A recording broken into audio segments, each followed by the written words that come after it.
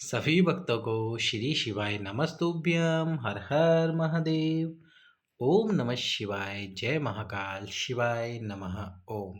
तो आज हम आपको बताने वाले हैं मार्गशीर्ष बुधवार के प्रदोष काल का एक बहुत ही सुंदर उपाय, जो कि बिल्कुल नया उपाय है। गुरुजी ने अपनी कथा में बताया है कैसे करना है ये उपाय।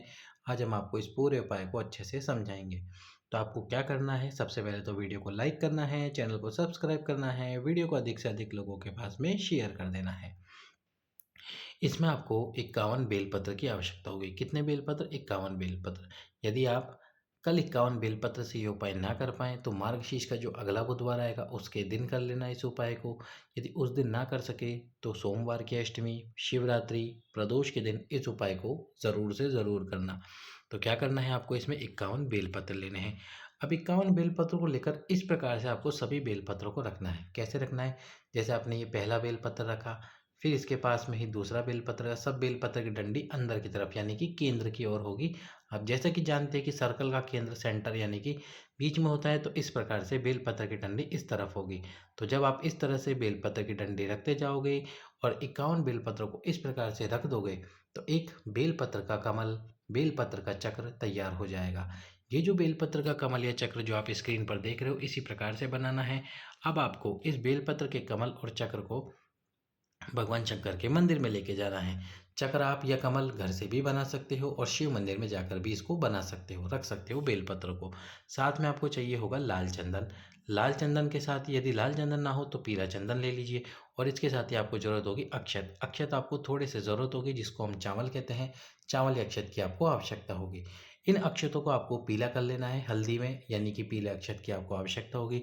साथ में आवश्यकता होगी 7 कलश जल की। कितने कलश जल? 7 कलश जल।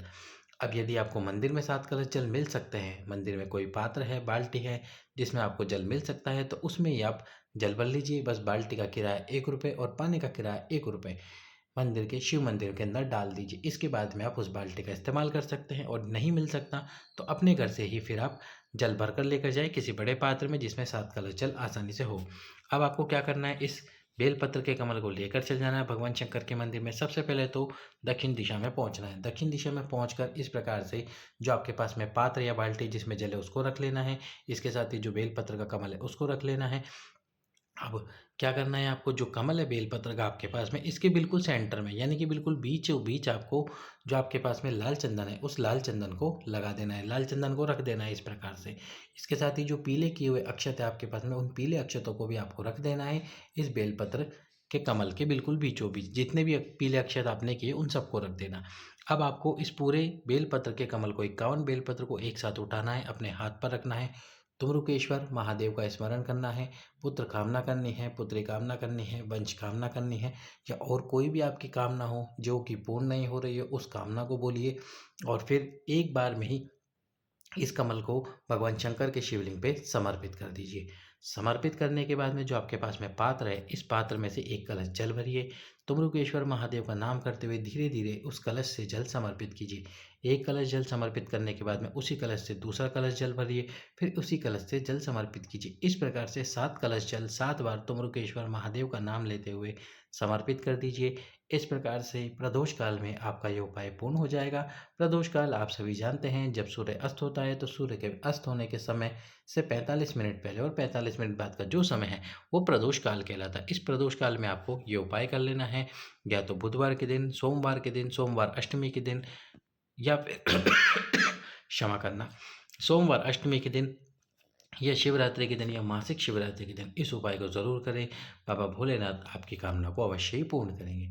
अब हम आपको बताते हैं हमारे इस वीडियो का दूसरा उपाय, जो कि है मनोकामना पूर्ति उपाय। दूसरा उपाय मनोकामना पूर्ति उपाय इस प्रकार से, यदि आपका विवाह नहीं हो रहा है या आपकी मनोकामना पूर्ण नहीं हो रही, तो बुधवार के दिन आपको क्या करना होगा, एक कलश लेना होगा।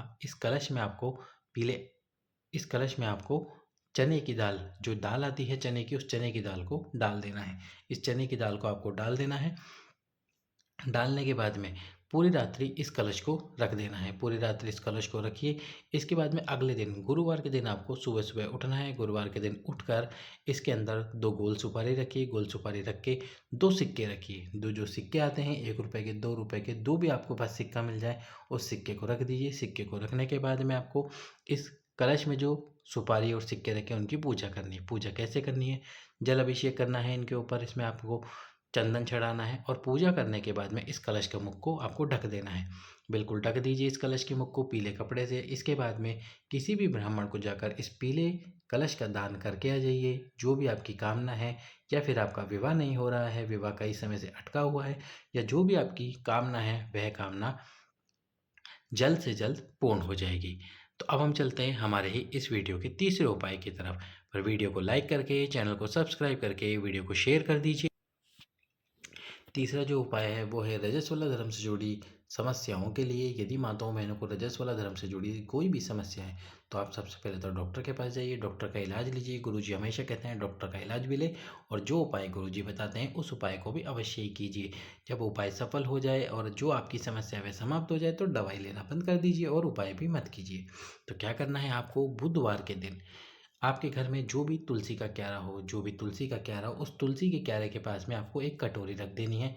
इस कटोरी के अंदर आपको 7 चने की दाल, कितनी? 7 चने की दाल डाल देनी है। 7 चने की दाल इस कटोरी के अंदर डाल दीजिए और इसके बाद में आपको 3 तुलसी के दल, 3 तुलसी के पत्ते, 3 तुलसी के दल इस कटोरी के अंदर ही रख देने हैं। अब आपको क्या करना है? अपने हाथ से 3 बार तुलसी के क्यारे में जल सींचना है, यानी कि जल डालना है। जल डाल दीजिए, जल सींच दीजिए। जल सींचने के बाद में आपको ये जो कटोरी है, इस कटोरी को उठा लेना है। इस कटोरी को उठाकर इस कटोरी में जो भी तुलसी के दल रखे हुए हैं, उस तुलसी के दल को और उसके साथ ही जो 7 चने की दाल है, उनको खाना शुरू कर दीजिए। पूरे दिन भर में 7 चने की दाल और तुलसी तुलसी के दल को खा लीजिए। रजस्वला धर्म से जुड़ी आपकी जो भी समस्या है वह धीरे धीरे समाप्त होना शुरू हो जाएगी। जब तुलसी के दल और चने की दाल को खाएं तो उस समय पे कुंदकेश्वर महादेव का स्मरण अवश्य ही कीजिए। बाबा कुंदकेश्वर महादेव की कृपा आपके ऊपर ज़रूर होगी। तो हमारा इस वीडियो का अंतिम उपाय है, यदि आपको कोई रोग है, आपकी कोई मनोकामना है जो कि पूर्ण नहीं हो रही है, तो आपको क्या करना होगा? 14 चने की दाल लेनी है। जो भी कामना है, जो भी मनोकामना है, तो 14 चने की दाल लेकर भगवान शंकर के मंदिर में आकर दक्षिण दिशा में खड़े होकर सबसे पहले एक कलश जल समर्पित कीजिए। और जो भी आपकी कामना है उस कामना को बोलते हुए चने की दाल को शिवजी के शिवलिंग के ऊपर समर्पित कर दीजिए। और कितनी लेनी है? 14 चने की दाल। कहा जाता है कि जो ये चने की दाल है ये स्वर्ण के बराबर होती है। यदि आपने शिव पर समर्पित की है चने की दाल तो आपको स्वर्ण समर्पित करने के बराबर फल प्राप्त होता है। और यदि आपको कोई रोग है, कोई तकलीफ है, तो जिस व्यक्ति को तकलीफ है, जिस व्यक्ति को रोग है, उसके ऊपर से 14 चने की दाल को 14 बार घुमाकर भगवान शंकर के शिवलिंग पर समर्पित कर दीजिए। जो भी रोग होगा, कुंदकेश्वर महादेव का नाम लेते हुए, उसका जो भी रोग होगा, उसकी जो भी तकलीफ होगी, वह धीरे धीरे समाप्ति पर आ ही जाएगी। सभी भक्तों को श्री शिवाय नमस्तुभ्यम। हर हर